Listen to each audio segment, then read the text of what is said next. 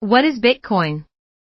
Picture a world where you can manage your money without relying on banks or traditional financial institutions.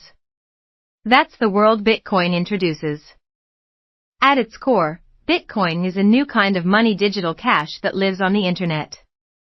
It was created in 2009 by an anonymous person or group known as Satoshi Nakamoto, with a bold vision to revolutionize how we think about and use money.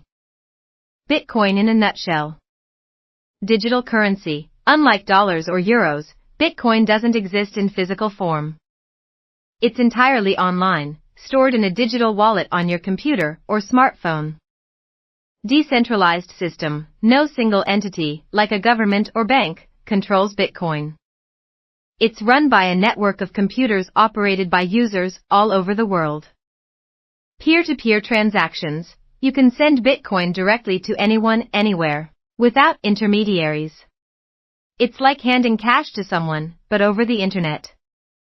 Why was Bitcoin created?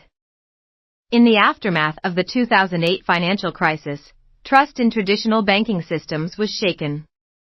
People were seeking alternatives that offered more control and transparency. Bitcoin emerged as a solution, a currency not subject to the policies or failures of any central authority.